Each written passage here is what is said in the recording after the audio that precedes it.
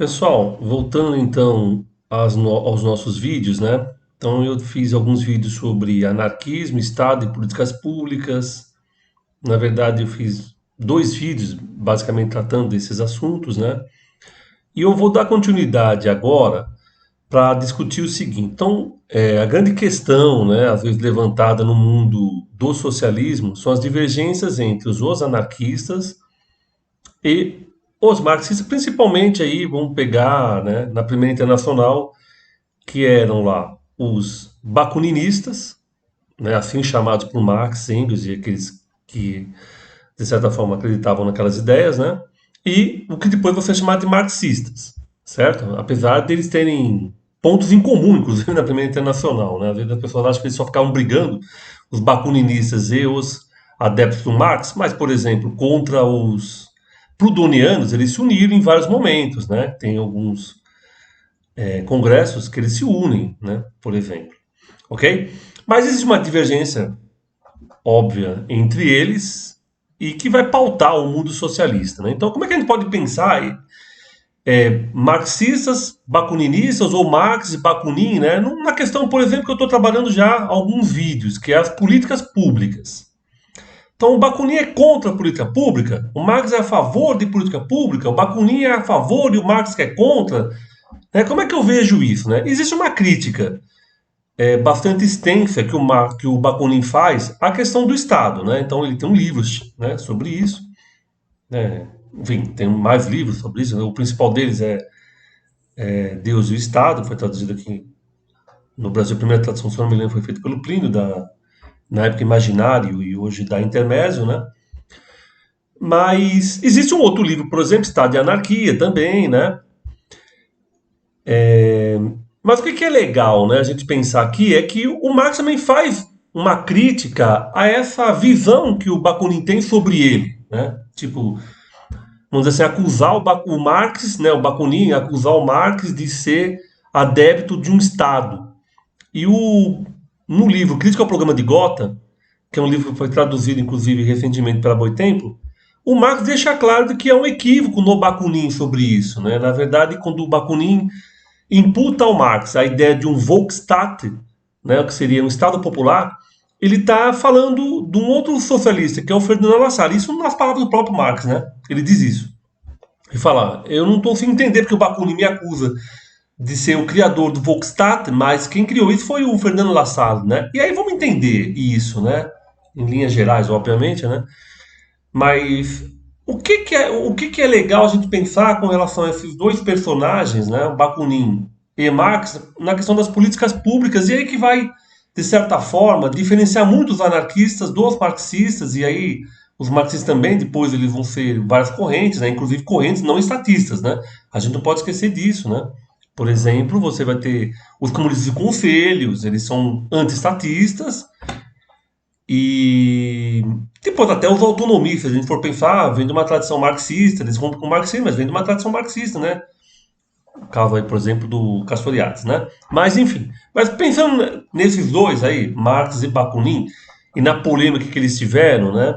E depois eu acho até legal vocês lerem esses livros que eu estou falando, Deus e Estado do Bakunin, Crítica ao Problema de Gotha do Marx, a crítica que ele faz ao livro Estado é, e anarquia do Bakunin, né? E ele vai imputar um erro do Bakunin, um erro ao Bakunin, vai dizer, o Bakunin fala uma coisa que eu não fiz, ok? Mas enfim. Mas como é que a gente pode pensar em linhas gerais, né? Em linhas gerais é o seguinte, os marxistas, né, depois do Marx, e principalmente um pouco antes da morte dele, né? Aí você tem esse programa de Gotha, que é a tentativa de unificação do Partido Social Democrata Alemão, que basicamente era muito lassaliano, né? O Fernando Lassalle, que é outro socialista, ele tem muita influência. Enfim, em linhas gerais, o que o Lassalle pensa, né? O Lassalle pensa o seguinte, que você tem que a classe trabalhadora, ela tem que, de qualquer forma, influenciar o Estado, seja ele um Estado burguês ainda. Ok? Você não precisa, o trabalhador que tem que tomar o poder. Não, ele tem que influenciar esse Estado que existe. Basicamente é isso que fala, né? O Fernando Lassalle. Inclusive, ele foi acusado, né, de ter acordos com Bismarck, enfim, por causa disso, certo? Mas ele morreu muito novo, né? Ele morreu num duelo. Então, muitas das suas ideias nem foram levadas adiante. Mas no século XIX, as ideias dele eram muito fortes. Ele tinha uma associação, né, ele era uma liderança intelectual de uma associação geral dos trabalhadores alemães, que depois vai se unir com um ramo social-democrata, e aí vai dar no Partido Social-Democrata que existe hoje, né? Com as suas variações, suas modificações teóricas e assim por diante. Ok? Mas o que estão pensando esses socialistas, até o próprio Lafalle, né, um pouco, né, mas principalmente o que vem depois do Marx, é que para fazer políticas públicas, você precisa tomar o Estado. Então, tipo, o Estado, para os marxistas, para esses caras no século XIX, ele não é uma entidade fechada, né? Tipo assim, o Estado é algo já burocraticamente que você não consegue entrar, mudar ele. Não, pelo contrário, o Estado é uma estrutura que pode ser mudada a partir de quem entra dentro dele. É isso, né? Em linhas gerais, que os marxistas vão acreditar. Então, tipo, se o Estado tiver uma prevalência de trabalhadores, é óbvio que ele vai fazer políticas voltadas aos trabalhadores, a tal ponto de que ele vai implantar o socialismo. Porque vai chegar uma hora que os trabalhadores são a maioria. Isso não é uma coisa impensável. Né? Se a gente for discutir, por exemplo, o que acontece no século XIX, na Alemanha principalmente, né? Pô, o Partido Social Democrata teve muita força na Alemanha. Né? Ele tinha muitos jornais, era quase 3.000 jornais ele tinha revistas, ele tinha cursos. Não era assim, era como se fosse uma empresa, o Partido Social Democrata. Entenderam?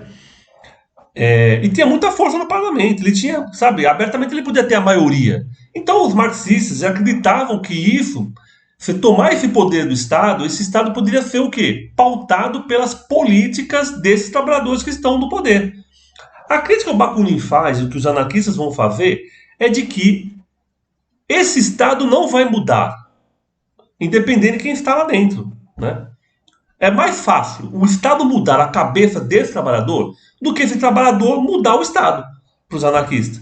Porque tem essa crítica que o Bakunin faz da questão do poder, até, né, ele tem uma crítica ao Estado Popular, ele fala Estado Popular do senhor Marx, mas aí lembre-se que o Marx tem um livro chamado Crítica Popular de Gotha, que ele faz um ataque a isso e vai demonstrar de que o Bakunin estava equivocado, mas enfim, para vocês lerem, ok? E aí, para a gente pensar então, né? O que diferenciaria nós anarquistas dos marxistas? E isso pensando, obviamente, em 2023, né? Tipo, não só pensando em 1890, enfim, né? Que já mudou também. A questão é, o Estado pode mudar a partir da entrada de pessoas que pensam diferente? Tipo assim, que tem na cabeça um Estado voltado para a maioria? Bem, eu acho que até ele pode mudar. Ele até pode mudar. Mas, em essência, ele continua a mesma coisa, que é a burocracia dele, a hierarquia dele. E isso tudo sempre vai ser um empecilho para que essas políticas públicas avancem. Agora, os marxistas acreditam que se as pessoas tomarem o Estado, né, esse Estado vai mudar a sua forma de ser. É como se o ser humano pudesse mudar esse Estado.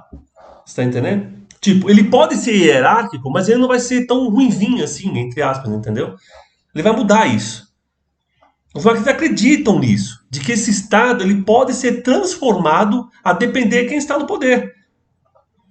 Os anarquistas não acreditam. E aí, como é que fica essa questão das políticas públicas? Para a gente fechar. Bem, os marxistas acreditam que as políticas públicas devem partir do Estado. Levando em consideração o quê? Que os trabalhadores ocuparam o poder.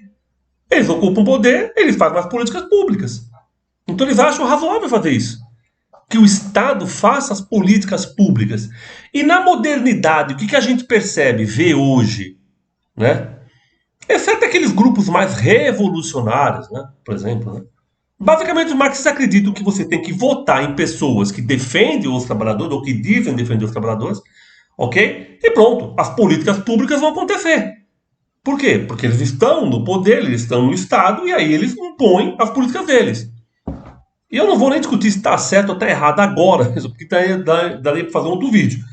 Mas como é que pensam os anarquistas? Eu, enquanto anarquista, o que penso em relação a isso? Eu penso o seguinte: as políticas públicas não são do Estado. As políticas públicas são das pessoas que podem se utilizar do Estado para fazer essas políticas acontecerem. Então aí é uma diferença entre eu, enquanto anarquista, e que penso no marxista. O marxista acha que o Estado vai fazer as políticas públicas. Eu sempre acho que as políticas públicas são feitas pelas pessoas. As pessoas que fazem a política pública. O Estado só funciona porque as políticas públicas são feitas pelas pessoas. As pessoas fazem a escola funcionar. As pessoas fazem a, a saúde funcionar. São as pessoas, no seu dia a dia, lá. Você tira as pessoas, como é que a escola, né? E como a saúde vai funcionar? Não tem como. Porque depende das pessoas. Então não é o Estado. Entendeu a diferença? São as pessoas que trabalham ali, que fazem aquilo funcionar. Logo, elas não precisam do Estado para fazer aquilo. Elas podem fazer aquilo funcionar sem a presença do Estado. É uma grande ilusão, na minha cabeça, daqueles que acham que é o Estado que faz a política pública. Quem faz a política pública são as pessoas. Tire as pessoas. E as políticas públicas acabam junto com elas. Então essa é a grande divergência entre os anarquistas e os marxistas, ou eu enquanto anarquista e os marxistas, né? Tipo, eu não acho que as políticas são do Estado. Eu acho que as políticas públicas são das pessoas. Por isso elas podem estar no Estado, mas elas podem estar fora do Estado fazendo políticas públicas. É evidente. Se a política pública não depende do Estado para acontecer, ela pode fazer política pública fora do Estado. Nas suas associações de moradores, nos seus sindicatos, forçar para que o próprio Estado faça políticas públicas. Mas elas não precisam estar dentro do Estado para fazer essas políticas. A maior prova é quando teve a Revolução Espanhola. As pessoas fizeram muitas políticas públicas sem estar no Estado. Por quê? Porque você não precisa estar no Estado para fazer as políticas públicas. Então, eu acho que essa é a grande diferença. Para os marxistas, para os socialistas, você precisa estar no Estado para fazer as políticas. É como se a política pública e o Estado fosse uma coisa só. Para os anarquistas, você pode estar fora do Estado. Você pode até estar no Estado fazendo a política pública. Mas quem faz a política pública não é o Estado, são as pessoas que trabalham nesse Estado. Que são pagas no capitalismo, no Estado. Fazem políticas públicas, ok? Mas se tira as pessoas, quem vai fazer? O Estado. Quem que é? O dono lá do Estado? O presidente vai fazer? Não. Ele depende das pessoas, basicamente, para isso. Ok? Então, acho que essa é a grande diferença entre anarquistas, marxistas, né? Pensando nessa modernidade, no século XXI. Ok? Então, as políticas públicas, para uns, estão fora do Estado, partem de fora do Estado. O Estado pode até capturar essas políticas. E para outros, não. Você tem que colocar pessoas no Estado. É como se o Estado fosse o fomentador da política. Como se o Estado fosse uma entidade supra-humana que fizesse essas coisas funcionarem, entendeu?